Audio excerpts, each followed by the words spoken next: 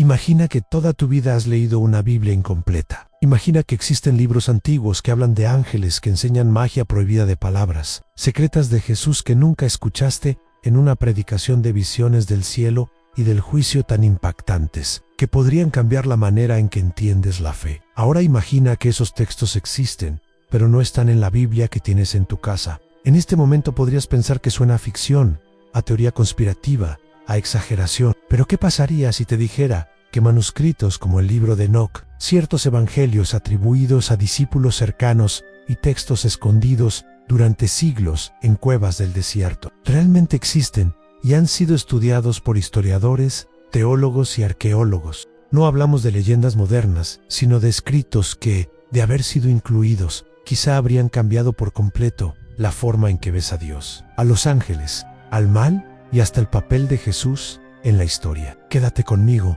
hasta el final de este video, porque vamos a entrar en un territorio donde la línea entre fe, historia y misterio se vuelve muy delgada. Conocerás pasajes casi cinematográficos del libro de Enoc, mensajes desconcertantes de evangelios atribuidos a discípulos y secretos enterrados durante siglos en el desierto. Why? Al terminar, tendrás que responder una pregunta incómoda dentro de ti mismo. ¿Qué más no te han contado? Antes de hablar de títulos específicos, tenemos que enfrentar una verdad sencilla y a la vez inquietante. La Biblia que hoy conoces no cayó del cielo en un solo volumen perfecto y encuadernado. Fue el resultado de siglos de copias, debates, concilios, decisiones humanas y discusiones intensas sobre qué libros se consideraban inspirados y cuáles no. En los primeros siglos del cristianismo circulaban muchos textos distintos: cartas, evangelios, visiones, Gelatus Gimarchiris, historias sobre ángeles y demonios, interpretaciones simbólicas del Génesis, manuales para comunidades cristianas y más. Algunos fueron aceptados, otros fueron discutidos, otros quedaron en un gris incómodo y a varios se les dio la etiqueta de apócrifos o prohibidos. Eso no significa automáticamente que todo lo que quedó fuera sea falso o malvado. Tampoco significa que todo lo que está dentro sea fácil de entender. Significa que hubo un proceso, personas reales, con fe, pero también con temores, conflictos, luchas de poder y agendas, tomaron decisiones. El verdadero impacto llega cuando te enteras de que algunos de esos textos excluidos no son cuentos infantiles, sino obras profundas que hablan de ángeles caídos, de conocimientos prohibidos, de enseñanzas secretas de Jesús sobre el reino y de una visión del cielo y del infierno mucho más dramática de lo que solemos imaginar. Lo más inquietante es esto: si esos libros hubieran sido incluidos, la manera en que hoy entiendes la justicia de Dios, el pecado, la salvación y hasta el papel de ciertos personajes bíblicos podría ser muy diferente. Y apenas estamos comenzando. Entre todos los textos prohibidos, uno destaca por su fuerza visual y su profundidad espiritual: el libro de Enoc. Este escrito, muy respetado en ciertos pueblos antiguos, describe una historia que apenas se insinúa en el Génesis, la historia de ángeles que decidieron cruzar una frontera que nunca debieron tocar. Enoc cuenta que hubo vigilantes del cielo que miraron hacia la tierra con deseo. No estaban satisfechos con observar, querían descender, experimentar, tomar esposas humanas y enseñar secretos que la humanidad todavía no estaba lista para recibir. Estos ángeles rebeldes enseñan hechicerías, uso de metales para la guerra, encantamientos, lectura de estrellas y artes ocultas. La humanidad, fascinada, aprende, pero el conocimiento trae un precio devastador. Fruto de esa unión surgen gigantes violentos, seres desmedidos que devoran todo a su paso, llenan la tierra de violencia y corrupción y llevan al mundo a un punto de no retorno. El libro de Enoc describe cómo la tierra gime, cómo la sangre clama al cielo y cómo Dios responde con un juicio implacable sobre los vigilantes y sobre los gigantes que han nacido de ellos.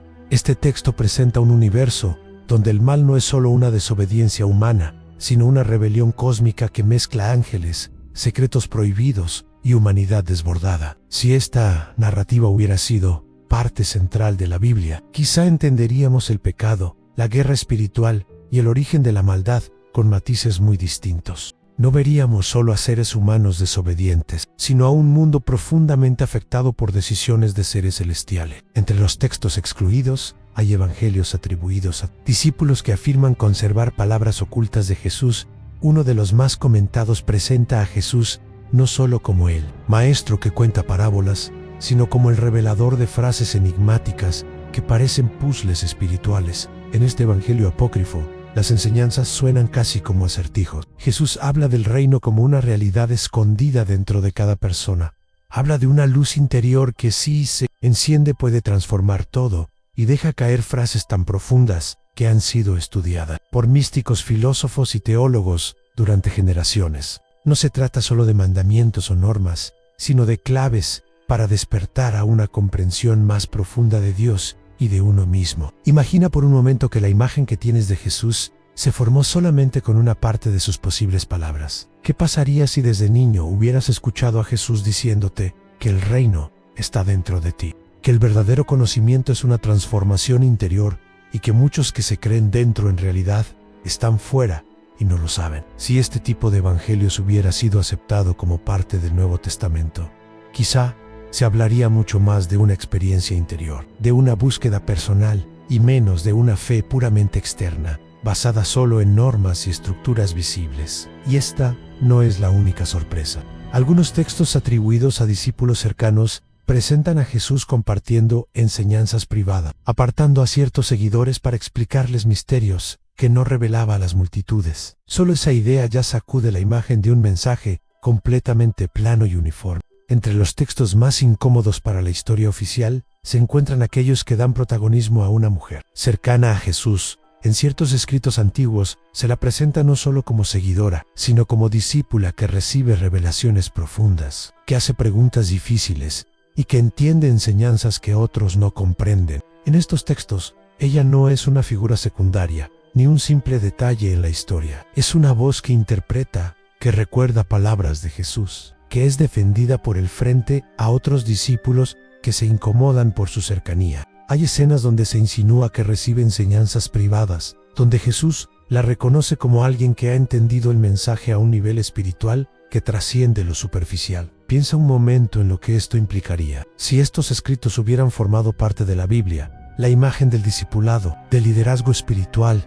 y del papel de la mujer en la historia de la fe sería muy distinta. Tal vez durante siglos no se habría relegado tanto la voz femenina en la teología, en la predicación y en la interpretación de los textos sagrados. El solo hecho de que existan manuscritos donde una discípula aparece como portadora de revelaciones profundas y no como una figura de fondo, ya es suficiente para incomodar estructuras muy rígidas, y nos deja una pregunta que pesa en el aire. ¿Cuántas voces fueron silenciadas no por Dios, sino por decisiones humanas? Otro de los textos más polémicos habla de un discípulo que la tradición convirtió en símbolo de traición absoluta. Sin embargo, en este evangelio apócrifo se sugiere algo muy distinto. Allí se presenta a este discípulo, no solo como traidor, sino como alguien que recibe de Jesús palabras secretas sobre el plan divino. Alguien que cumple un papel oscuro, pero necesario en la historia. En este relato, Jesús habla con él en privado, le revela misterios sobre el reino,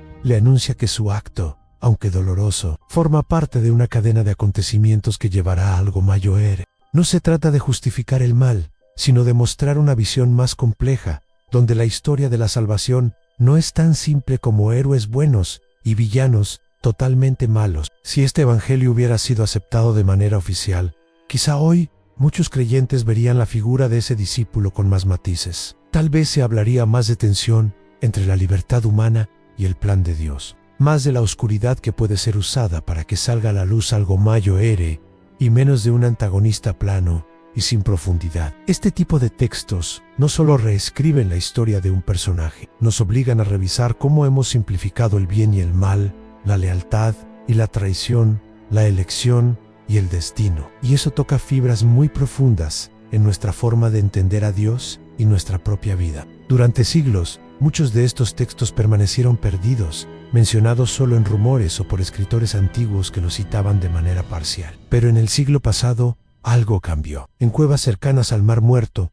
unos pastores encontraron vasijas que contenían rollos antiguos. Entre ellos se hallaron comentarios, himnos, normas de una comunidad y fragmentos de textos bíblicos y apócrifos que abrieron una ventana hacia un mundo espiritual olvidado. Estos rollos muestran que en tiempos cercanos a Jesús existían grupos que esperaban el fin del mundo, que hablaban de una guerra entre hijos de la luz y de la oscuridad, que interpretaban la ley y los profetas de maneras muy intensas y que quizá influyeron más de lo que imaginamos en el ambiente religioso de la época. La imagen tradicional de una fe uniforme se rompe cuando ves esta diversidad. Había interpretaciones distintas, énfasis distintos y también textos diferentes circulando entre las comunidades. Al conocer estos rollos, muchos estudiosos han tenido que replantear cómo entienden el contexto en el que nació el cristianismo. Y tú, como creyente o buscador espiritual, también puedes hacerte una pregunta honesta. ¿Cuánto de lo que crees viene de la Escritura en sí?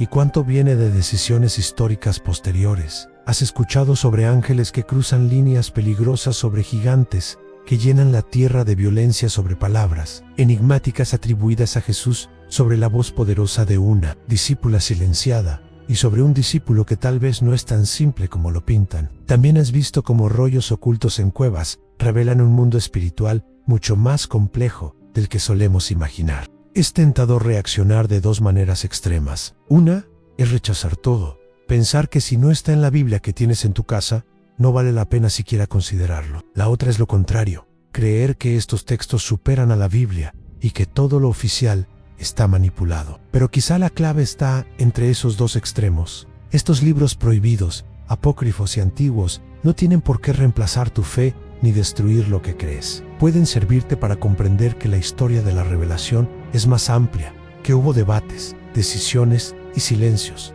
Pueden ayudarte a leer con más profundidad las escrituras que sí tienes, a hacer preguntas más honestas y a no quedarte con respuestas demasiado simples solo porque son cómodas. La pregunta final es personal. ¿Qué haces tú con esta información? ¿La ignoras para no incomodarte? ¿La usas solo como curiosidad morbosa? ¿O la conviertes en una invitación para buscar a Dios con más profundidad, con más conciencia histórica y con un corazón que no tiene miedo de hacer preguntas difíciles? Si este video movió algo dentro de ti, si sientes que hay mucho más que descubrir, puedes acompañarme en los próximos contenidos, donde iremos desmenuzando uno por uno estos textos, sus historias, sus contextos y lo que podrían significar para tu fe hoy. Porque tal vez el mayor secreto no es que existan libros prohibidos, sino que durante mucho tiempo nos enseñaron a no hacer preguntas.